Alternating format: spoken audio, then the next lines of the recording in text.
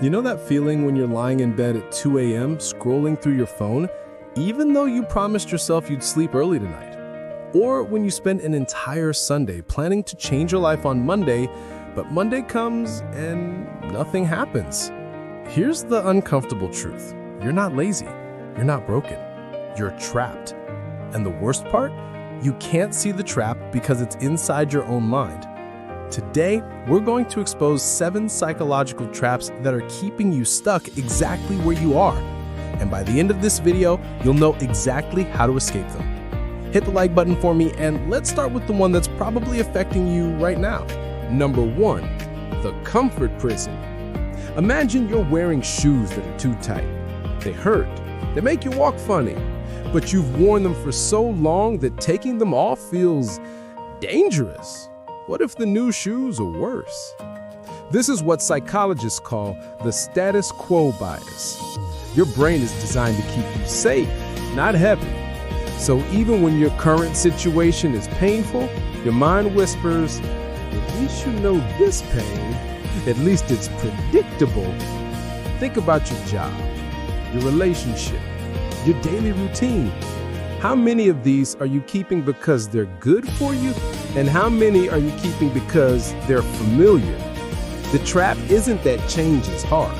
The trap is that familiarity feels like safety. But here's what's coming next that's even more insidious. Number 2, the tomorrow illusion. I'll start on Monday. Next month, I'll be ready. After this busy period ends, we treat future us like a superhero who's going to swoop in and fix everything. We imagine this person who has endless motivation, 0 distractions, and perfect discipline. Here's the reality check. Future you is exactly the same person as present you. Same brain, same habits, same excuses. Every time you say, I'll do it tomorrow, you're not planning. You're procrastinating with extra steps. You're making a deal with someone who doesn't exist yet. The psychology behind this is called temporal discounting. We undervalue our present moment because we overvalue an imaginary perfect moment that never comes. And this connects directly to the 3rd trap, which is probably running in your head right now. Number 3, the all or nothing trap. You decide to get healthy. So you plan to wake up at 5 a.m., run 10 kilometers, eat only salads, and meditate for an hour. Day 1, you sleep through your alarm. Just like that, you quit everything. We love the fantasy of transformation, the before and after photos, the montage scene in movies where the hero trains and becomes unstoppable. But real change doesn't work like that. Real change is messy. It's doing 10 push-ups instead of 100. It's reading 1 page instead of 1 book. It's choosing the slightly better option, not the perfect one. The trap is thinking that if you can't do it perfectly, you shouldn't do it at all. But perfection is just another word for paralysis. And speaking of paralysis, this next trap is the invisible one. Number 4, the busy trap.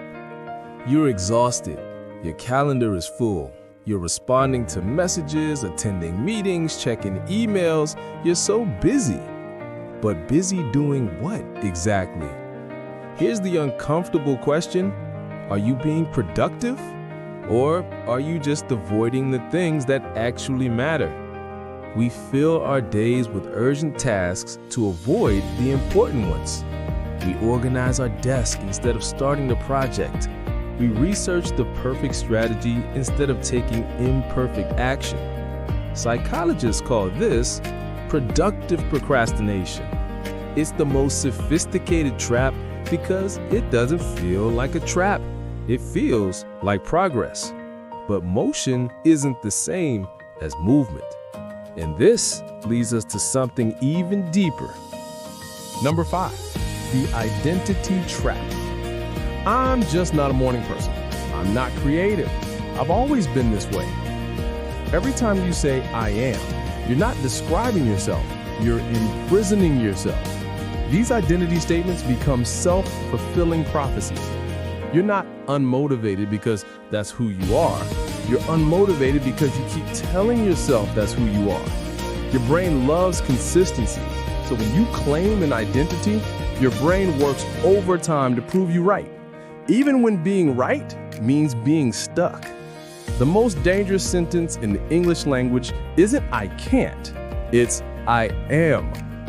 But here's where it gets really interesting. Number 6, the comparison trap.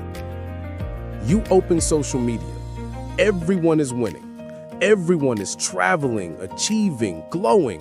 Everyone except you. But here's what you're actually seeing. Their highlight reel versus your behind the scenes. You're comparing your messy chapter 3 to their polished chapter 20. You're comparing your internal experience to their external presentation. And here's the psychology. Comparison doesn't motivate you. It paralyzes you because the gap between where you are and where they seem to be feels too large to cross. So you don't even start. The trap isn't that you're not good enough. The trap is that you're running a race that doesn't exist against people who aren't actually racing. And finally, the deepest trap of all. Number 7, the understanding trap. You're watching this video right now. You're nodding along. You're thinking, yes, this is exactly what I needed to hear. And tomorrow, you'll forget everything and do exactly what you did yesterday. This is the ultimate trap. Believing that understanding is the same as changing. Knowledge isn't power. Applied knowledge is power. You can read every self-help book, watch every motivational video, and understand every psychological principle. But if you don't do anything different, nothing changes. So here's the truth that nobody wants to hear. You already know what you need to do. You always know. The traps aren't keeping you stuck because they're clever. They're keeping you stuck because they're comfortable. But you're watching this video, which means part of you is ready. Part of you knows there's more. Here's what I want you to do. Pick one trap that hit you the hardest. Comment which number it was. Just the number. That's your first step. Then pick the smallest action you can take today. Not tomorrow, today. Subscribe for more psychology insights that actually help you move forward. Now, go. Take that step. I'll see you in the next video.